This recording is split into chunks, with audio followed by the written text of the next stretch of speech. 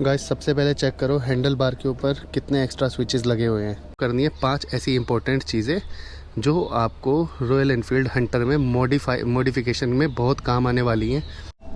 Hi guys, कैसे हो आप सब। तो आज मैं आपको हंटर की वो इम्पोर्टेंट मॉडिफिकेशन बताऊंगा जो कि जिससे बाइक का लुक भी ख़राब नहीं होगा, और वो मॉडिफिकेशन मैंडेटरी है और कौन सी मैंडेटरी नहीं है। तो सारी की सारी आज आपको मैं डिस्कस करूँगा।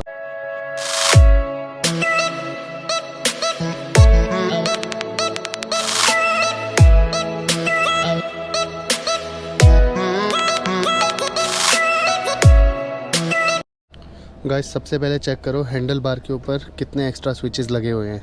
1 2 3। आपको 2 in 1 स्विच लेने की कोई ज़रूरत नहीं है क्योंकि कनेक्शन सिर्फ एक ही हो पाता है। तो ये मेरा स्विच जो है ये वाला, ये मेन लाइट ऑन ऑफ का है, जो मेन हेडलाइट है ऑन ऑफ। अगर ऑप्शनल है करना चाहो तो ये फॉग लाइट्स के हैं। इससे अगर मैं ऑन करता हूँ तो वाइट कलर की फॉग लाइट जलेगी, इससे ऑन करूँगा तो येलो कलर की। तो ये एल्ट्रॉन टर्बो के फॉग लाइट्स हैं जो कि मेरे हिसाब से मैंडेटरी हैं, क्योंकि जो हंटर के साथ लाइट आती है वो बहुत बेसिक है और ये बहुत छोटे से लगवाए हैं सो दैट इतने ज़्यादा विजिबल ना हो। और इनकेस आप इसे कहीं दिल्ली वगैरह में ट्रैवल कर रहे हो तो इसके ऊपर एक ब्लैक कलर का कैप या पिन्नी चढ़ा सकते हो, जिससे कि इसका कोई ऑब्जेक्शंस नहीं करेगा।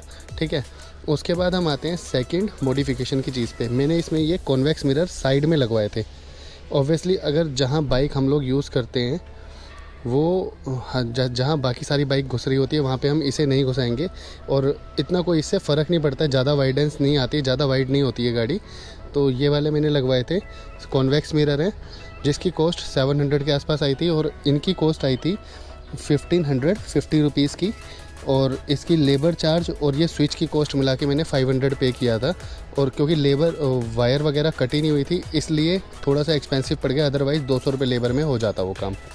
ठीक है, तो ये 2 मॉडिफिकेशन तो मेरे हिसाब से मेन है, क्योंकि ये जो हैंडल के ऊपर हमारे वो होते हैं मिरर्स होते हैं, ये थोड़े से वो वाइब्रेशन ज़्यादा करते हैं और इसके अंदर विजिबिलिटी ठीक नहीं रहती है।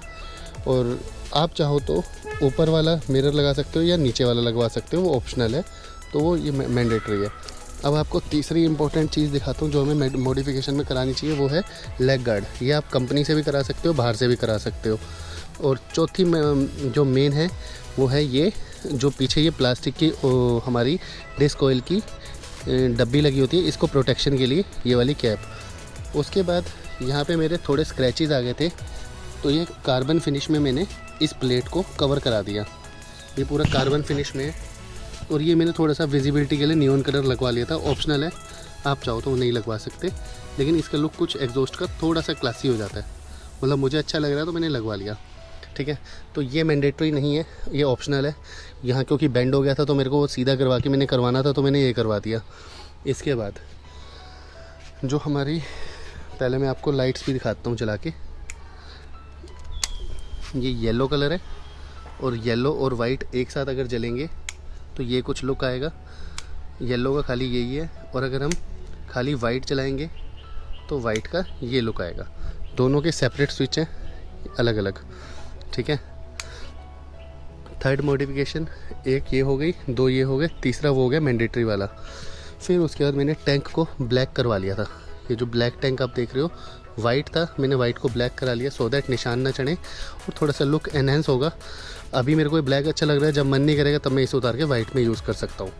तो इसमें गाड़ी के कलर कॉम्बिनेशन में फ़र्क नहीं आया, वाइट की जगह बस ब्लैक हो गया।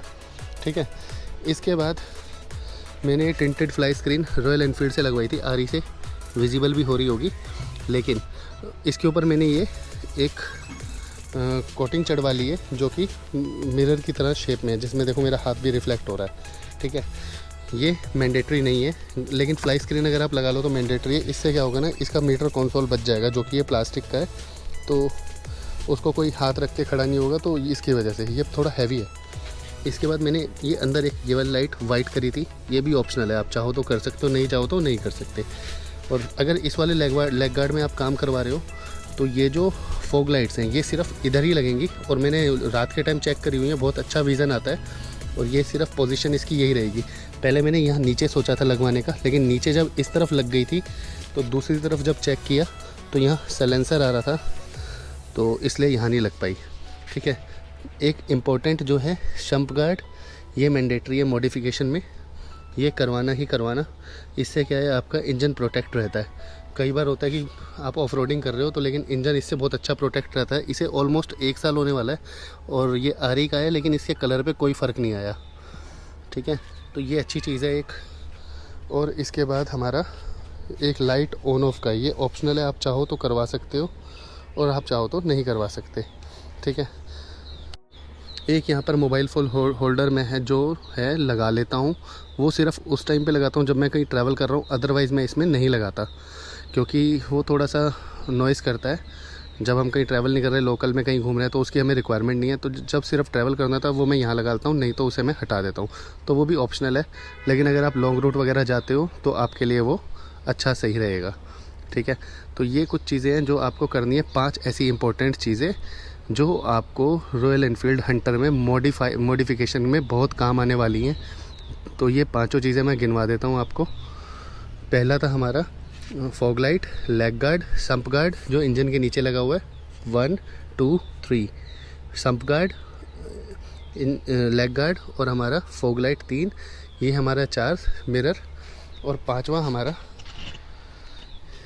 ये बैक डिस्क ऑयल का कवर प्रोटेक्टर। तो ये भी एक ज़रूरी चीज़ है। उसके बाद ऑर्गेनाइज़ कैसे करना है, यहाँ पे अच्छा खासा स्पेस है, यहाँ पे एक स्विच लगा सकते हो, स्विच यहाँ लगा सकते हो, एक स्विच यहाँ लगा सकते हो। वायरिंग आपको अंदर से देनी है, ये वाली वायरिंग थोड़ी सी मैं अंदर करवाऊँगा अभी, तो वायरिंग अंदर से देनी है। इससे कि आपका हैंडल बार थोड़ा सा अच्छा लगता है, हरा भरा ही लगता है, मतलब हरा भरा तो नहीं, काला लाल लग रहा है। ठीक है, तो लुक अच्छा हो जाता है ओवरऑल बाइक का। और यहाँ पे मैं सोच रहा हूँ कुछ कवर करवा दूँ या फिर देखते हैं इसका क्या करना है। पर अभी जो मेरी बाइक है लुक वाइज बहुत अट्रैक्टिव है और उसमें कहीं से कोई अलग कमी नहीं लग रही है, तो मेरे को तो बहुत ज़्यादा पसंद आया हुआ है ये सारा जो काम मैंने करवाया है।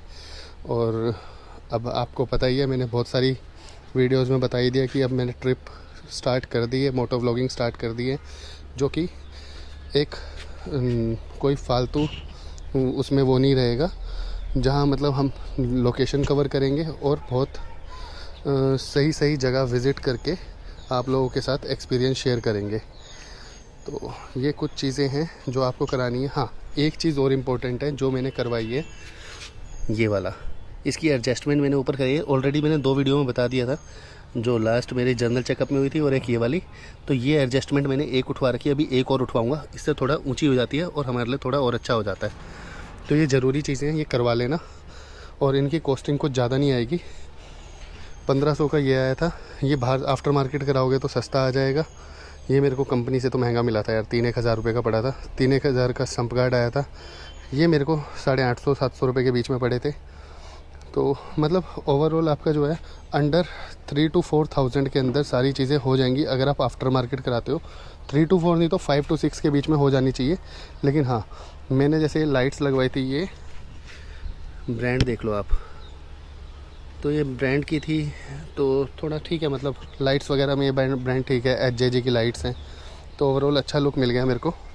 और बस यही था कुछ, तो बाकी मिलते हैं नेक्स्ट वीडियो में। और please do like, share and subscribe.